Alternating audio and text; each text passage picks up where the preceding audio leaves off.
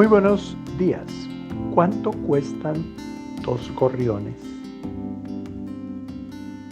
Una moneda de cobre. Mas ninguno de ellos puede caer a tierra sin que el Padre lo sepa. Esto está en Mateo capítulo 10, versículo 29. El que determina todo lo que va a acontecer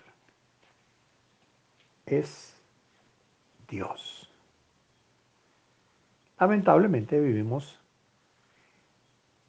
en una generación antropocéntrica, o sea, centrada en el hombre, que pretende pensar, creer que lo que el hombre desea y en lo que confía pudiera dar resultado o pudiera llegar a crear los deseos de su corazón.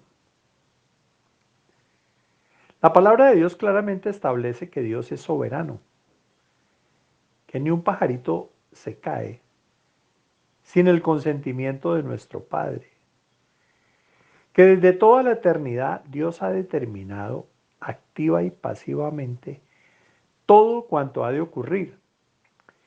Y si bien es cierto que mi fe juega un rol en mi relación con Dios, en la paz con la que puedo vivir mi vida cristiana y en la paz que puedo tener al momento de orar, es igual de cierto que en ningún lugar de la palabra se nos enseña que nuestra fe tiene poder.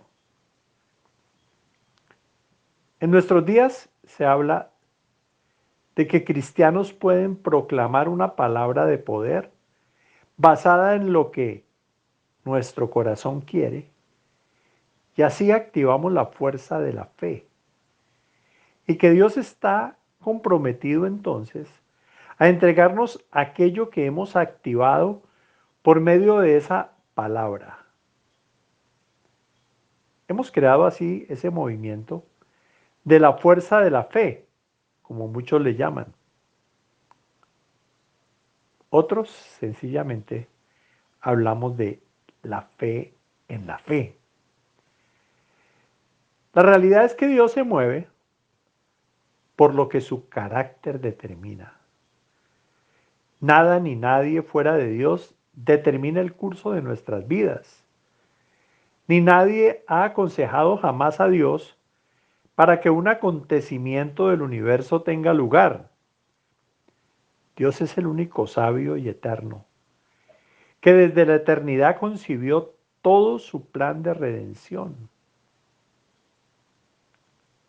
Tú entraste a una historia que no pensaste, que no escribiste, que no comenzaste,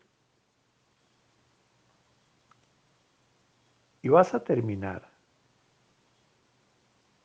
en una historia que tampoco tú determinas. Otro la comenzó, otro la terminará, otro es quien la controla. Por eso tenemos que confiar en Él. Él es el soberano. Me encanta hablar de la soberanía de Dios. Cada vez me impresiona más. Y mucho más cuando tengo que enfrentarme a todo este tipo de personajes que simplemente quieren manipular a la gente diciéndole tenga fe. La Biblia dice que hay que tener fe. Pero ¿qué tipo de fe? Yo debo tener fe en la palabra de Dios y pedirle al Señor que me ayude a creer la palabra de Dios. Para eso es que necesito pedirle al Señor. Ayuda a mi incredulidad. Pero no fe en la fe, que es la que la mayoría de la gente tiene. Es muy común escuchar, tenga fe, ¿no? le va a salir eso. Crea que le va a ir bien. Eso es fe en la fe. Es fe en la persona. Esa no es la fe bíblica. Sutilmente es un engaño. Es completamente fuera de la realidad de la Biblia, fuera de la soberanía de Dios. Yo tengo que comenzar es a pedirle a Él que me permita entender sus planes, sus propósitos, caminar en ellos, andar en las obras que Él ha preparado, confiar en que su palabra es verdad, partiendo de la redención que he recibido, de la justificación que me ha sido dada por gracia.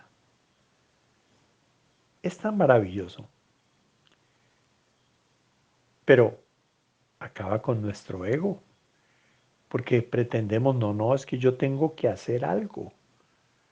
¿Qué hay que hacer?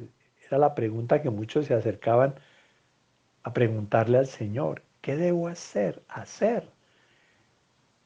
Lo que tienes es que creer. Y luego puedes actuar, pero ya en las obras que Dios ha preparado. ¿Qué quieres que yo haga, Señor? Cuidado con la fe, y no la fe en la Biblia, la fe en la obra maravillosa de Cristo.